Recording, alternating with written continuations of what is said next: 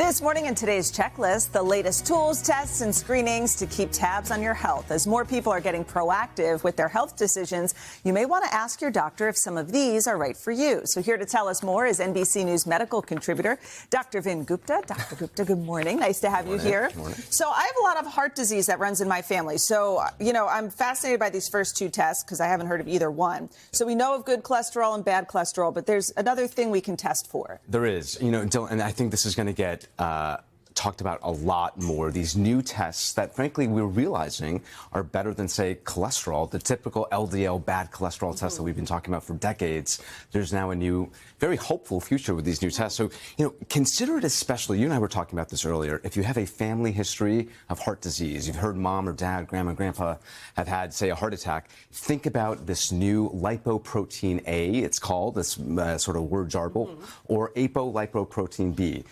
Lots of words there, but talk to your doctor about those tests. It's a blood test, okay. and frankly, they're better, more precisely linked to maybe a risk factor for heart disease than typical bad cholesterol. So that's one thing to think about. If you're on high cholesterol, despite being on medications, you still have high levels, definitely go get these tests. Okay. Other risk factors, again, family history, things to keep in mind, but this is really something you want to ask about. And it seems easy enough. Easy enough. Hello. Hey, Jill. All right, so you also say you should get ask about a coronary calcium scan. That's right. I wouldn't even think to ask, no to ask. Most people don't. And I'll say, Jill, this is something that, frankly, a lot of doctors are just learning about because we're just building up evidence that this is perhaps something everybody 40 years of age, Jill, and on up should be at least talking about. If you have a family history, like we were talking with Dylan, if you know that heart disease runs in family and you're, say, age 40 and up, have a conversation about a coronary calcium CT scan. And what is it? Basically, you lie on a bed.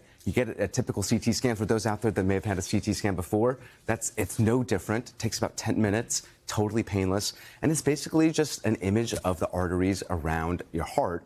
And it helps us understand how much plaque there is. It actually gives us a visualization and a score.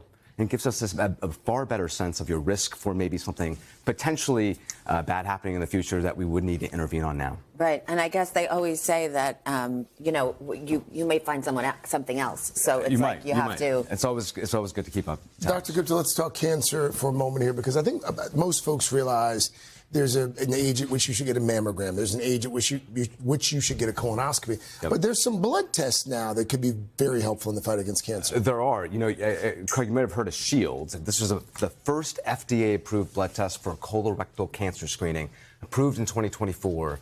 It's a big deal because a lot of people don't like to get colonoscopies in the prep. It's incredibly inconvenient. And so what does it say? Basically, it's these tests, whether they're Gallery, Triox, Shield, the name doesn't matter. Essentially, what they're looking for is DNA being shed from a cancer in your blood. So it's a blood test. How accurate are they? So the big con here is that these aren't great for early detection. Okay. And so advanced cases tend to be better, greater accuracy. Earlier stages, they can be good, but not fantastic. So that's why, based on your family history, based on genetic history, colonoscopies might still be the right choice for you instead of the Shield test, but it's a good pre-screen. It's a more accessible option. I'll say in many cases, though, the Gallery test, again, tests for 50 different types of cancers, but it's $949. Yeah. Insurance often doesn't cover it, so this can be inaccessible for a lot of folks. I'm going to ask a question that may be a bit controversial. If you buy one of these tests and it comes back and it discovers that you got some sort of cancer, but it's slow growing. Yep. Is that something that we should be concerned about? It's important to know. Okay. Because then I think if it comes back positive, the question is, what do we do with it? Okay. And maybe we have to go in the case, maybe we get a colonoscopy, maybe we get a full body scan. That's the complexity. We just don't totally know, but it's good to know something might be brewing so we can keep an eye on it. Let me ask you another question as we get ready to talk about this flu stuff. Yep. If should there be any worry that if you do find out you've been diagnosed or flagged for one of these cancers, that your insurance company might get wind of it and you might be denied coverage for having a pre-existing condition? Well, that would, I mean, technically that's against the law. Okay. And so that should not happen. But I understand why people would be worried about it and data privacy. This should all be data protected. But Craig, I'm glad you're asking that question. All right, let's talk about flu. By the way, feels like we're just getting out of flu season. That's right. Now we're talking about next flu season. Well, you guys were just talking about holiday shopping. So we're trying to make this, get people ready for the wintertime. Fair. Yeah.